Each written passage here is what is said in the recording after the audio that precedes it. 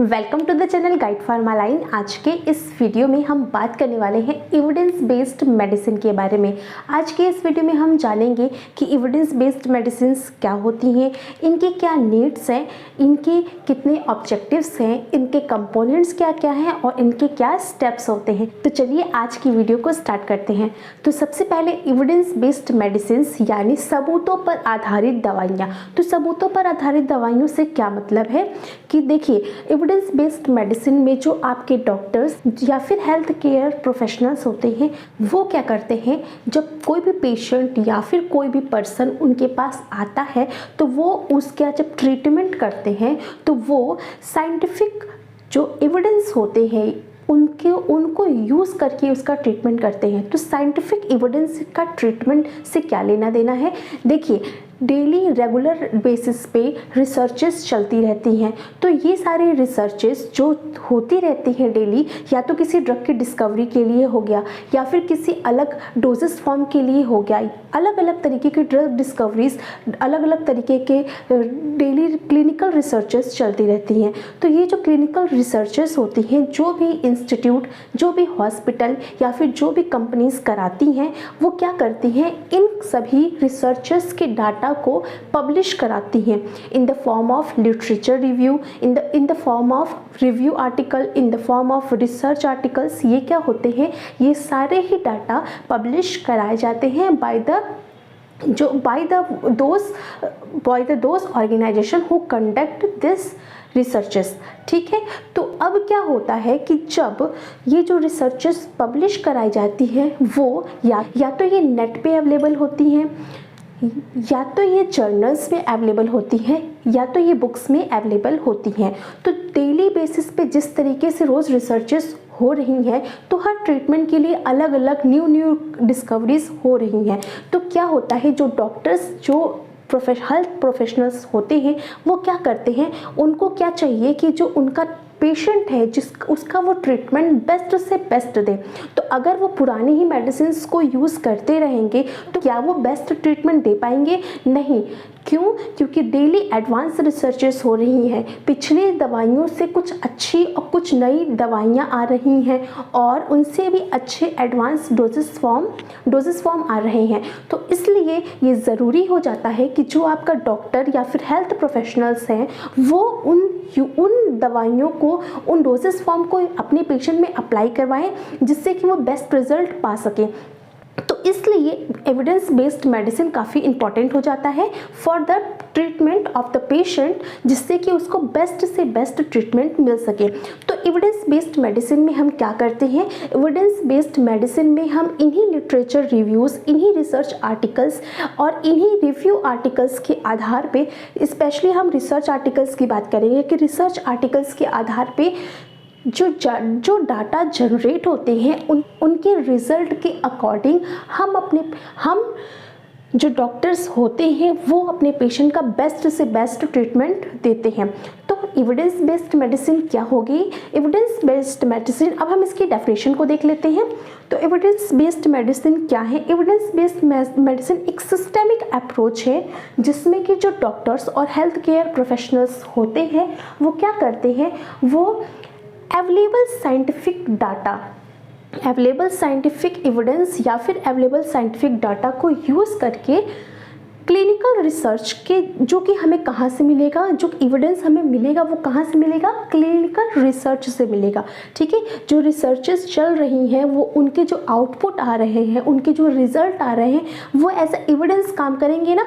तो वो एविडेंस को यूज़ करके वो क्या करते हैं, वो डिसीजन लेते हैं अपने पेशेंट के ट्रीटमेंट का। डिसीजन क्यों लेते हैं? जो उनका पेशेंट है उसके ट्रीटमेंट का डिसीजन लेते हैं। और ये जो आपका एविडेंस, जो कि रिसर्चर्स के डाटा पब्लिश कराए जा रहे हैं, वो एज ए एविडेंस काम करेंगे, वो एज अ प्रूफ काम करेंगे कि हमने ये डाटा जब पब्लिश कराया है। क्यों वो एज एविडेंस काम कर रहे हैं? क्योंकि वो एक सबूत है, एक प्रूफ है कि ऐसे रिसर्चेस हुई हैं उन पेशेंट्स पे, तो उनका ये रिजल्ट आया है। तो वो जो डाटास आएंगे वो एज एविडेंस काम करेंगे और डॉक्टर्स क्या करेंगे, उसी डाटा को यूज़ करके, उसी डाटा के आधार पर अपने पेशेंट का ट्रीटमेंट करेंगे। तो एविडेंस बेस्ड मेडिसिन क्या हो गई? एविडेंस बेस्ड मेडिसिन ऐसी मेडिसिन हैं जो डॉक्टर्स अपने पेशेंट को देते हैं किसके आधार पे? जो रिसर्चेस हुई हैं, जो आपके पास जर्नल्स में डाटा अवेलेबल है, जो ऑनलाइन डाटा अवेलेबल है, या फिर जो किसी बुक्स में डाटा अवेलेबल है, उसको यूज़ करके वो अपने पेशेंट का ट्रीटमेंट बेस्ट से बेस्ट देते हैं। इसी को हम एविडेंस बेस्ड मेडिसिन कहते हैं। एविडेंस बेस्ड मेडिसिन क्यों कह रहे हैं? क्योंकि वो जो मेडिसिन दी जा रही है वो उसका एविडेंस अवेलेबल है, जिसके आधार पर डॉक्टर ने उनको प्रिस्क्राइब्ड किया है। तो ये तो हो गया एविडेंस बेस्ड मेडिसिन। अब देखिए एविडेंस बेस्ड मेडिसिन की ज़रूरत क्यों पड़ती है? तो देखिए इम्प्रूव करना, जो आपकी ट्रीटमेंट हो रहा है उसकी क्वालिटी को इम्प्रूव करना कैसे? मान लीजिए अगर कोई ट्रीटमेंट है, मान लीजिए जैसे कि हम आपको एग्जांपल देते हैं कि जब विटामिन B12 की डिफिशियंसी होती थी तो डॉक्टर विटामिन B12 की टैबलेट्स खाने को देते थे। बट रिसेंटली विटामिन B12 के नेज़ल स्प्रे आ चुके हैं, जो कि क्या है, जो ज़्यादा एफिकेशियस हैं as compare to vitamin B12 की टैबलेट।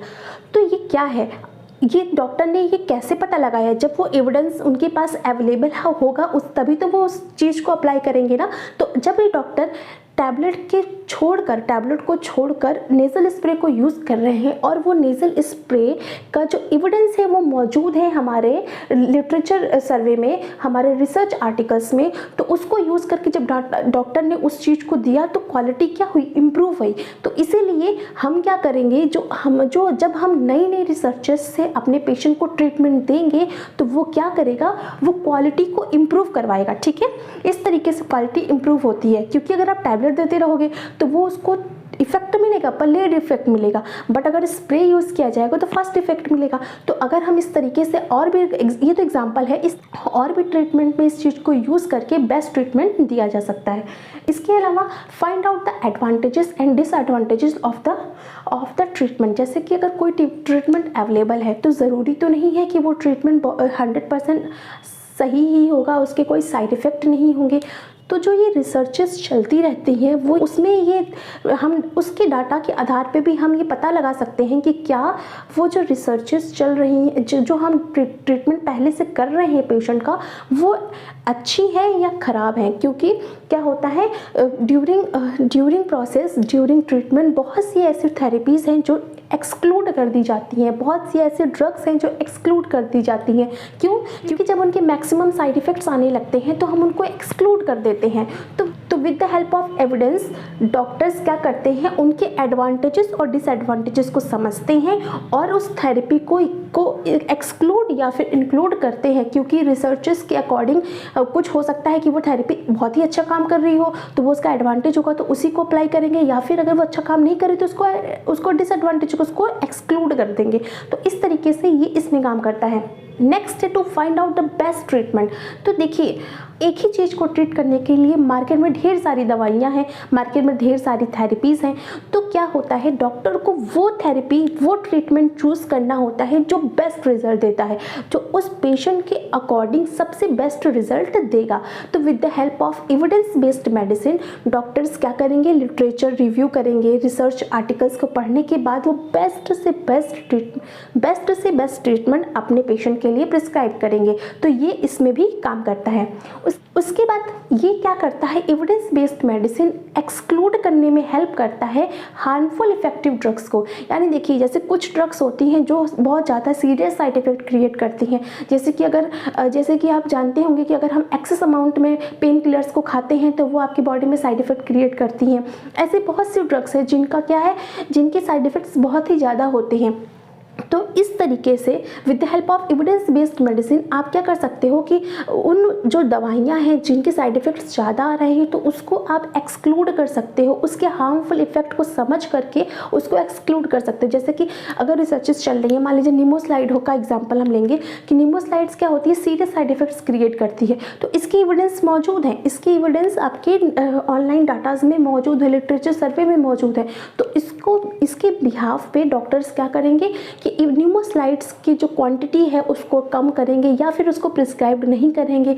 अगर प्रिस्क्राइब करेंगे तो इन कॉम्बिनेशन थेरेपी में प्रिस्क्राइब करेंगे। तो इस तरीके से जो डॉक्टर्स होते हैं वो क्या करते हैं, हार्मफुल साइड इफेक्ट वाले ड्रग्स को एक्सक्लूड करते हैं with the help of evidence based medicine.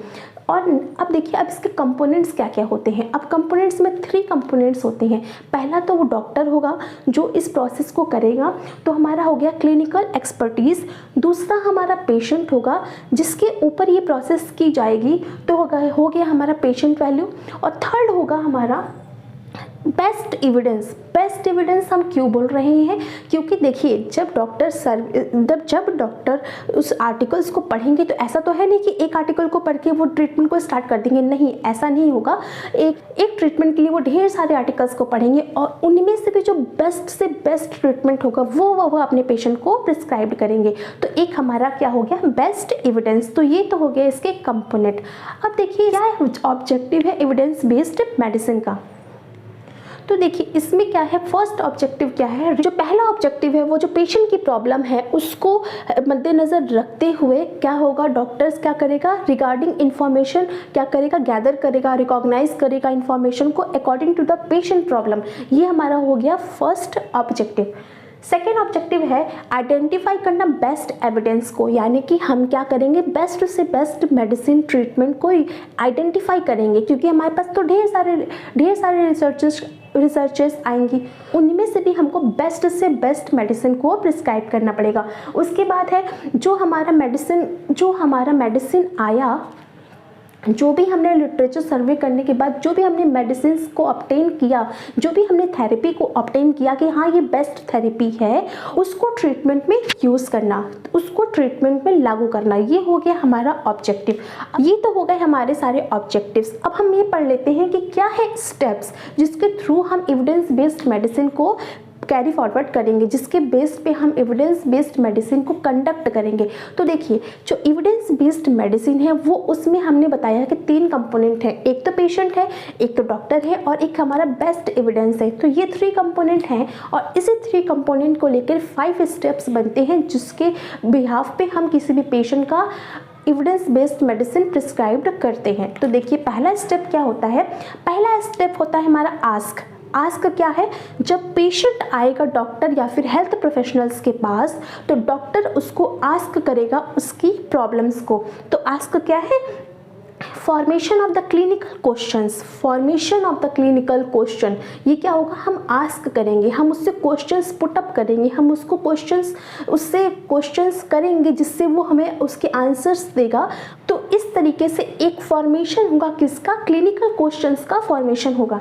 अब नेक्स्ट आता है हमारा एक्वायर। एक्वायर क्या है, हम जब हमें क्वेश्चंस मिल गए, अब हमारे पास question set of the questions आ गए, तो अब हमें क्या करना है, उस क्वेश्चन को सर्च करना है। कहाँ पे सर्च करना है, हमें उस क्वेश्चंस के रिगार्डिंग साइंटिफिक एविडेंस सर्च करना है। और वो साइंटिफिक एविडेंस हमें कहाँ से मिल सकता है, बुक्स से, जर्नल से, ऑनलाइन सर्वे से, ऑनलाइन जो हमारे अपलोड होते हैं रिसर्च आर्टिकल्स, उससे, उस तरीके से ऑनलाइन रिसर्च आर्टिकल से। तो 3 मेथड्स होते हैं किस चीज़ के, एक्वायर करने के, किसके, तो एक्वायर करने के 3 तरीके हैं कि हम कहाँ से इसको एक्वायर कर सकते हैं। अब नेक्स्ट जो हमारा आता है वो होता है हमारा अप्राइज।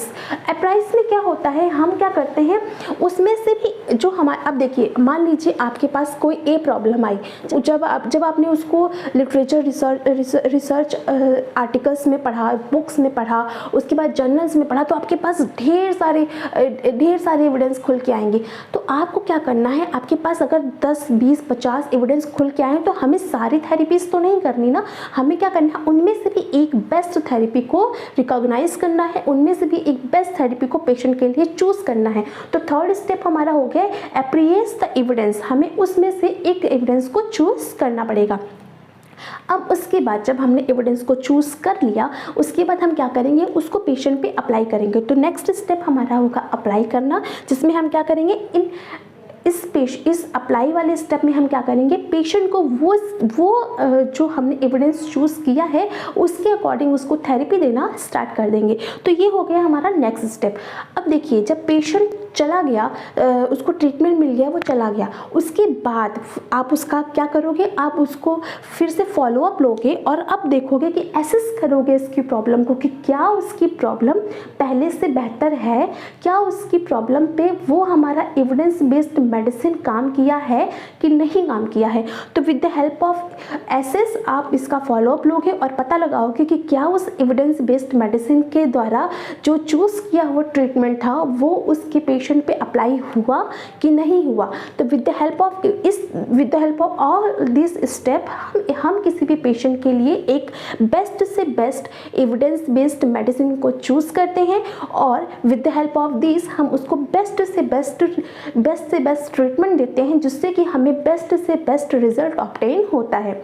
और हाँ, जो एविडेंस बेस्ड मेडिसिन्स होती हैं वो ज़रूरी नहीं है कि आपने सिर्फ एक लिटरेचर रिव्यू, एक सर्वे कर लिया या फिर आपने बस 5-6 आर्टिकल्स को पढ़ के आपने जो है मेडिसिन्स को प्रिस्क्राइब कर दिया, ऐसा नहीं होता। उसमें जो पेशेंट जब डॉक्टर के पास आता है तो डॉक्टर वो सर्वे करेगा तो ज़रूर, लेकिन उस सर्वे में भी वो डॉक्टर अपने कुछ एक्सपीरियंस को भी काउंट करेगा। उसके जो एक्सपीरियंस होंगे, मेडिकल एक्सपीरियंस होंगे, उसके बिहाफ पे भी वो उस एविडेंस बेस्ड मेडिसिन को यूज़ करेगा। ऐसा नहीं है कि अगर उस एविडेंस बेस्ड मेडिसिन के ही बिहाफ पे उसको देना है, नहीं, उसको अपना खुद का भी नॉलेज उसमें इनपुट करना पड़ेगा, तभी हम एक बेस्ट से बेस्ट रिजल्ट दे पाएंगे, तभी हम एक अच्छा ट्रीटमेंट अपने पेशेंट के लिए कर पाएंगे। ठीक है, तो आई होप आज का ये वीडियो आप सभी को समझ में आया होगा। मिलते हैं नेक्स्ट वीडियो में किसी और टॉपिक के साथ, तब तक के लिए हमारे चैनल को लाइक कीजिए, सब्सक्राइब कीजिए।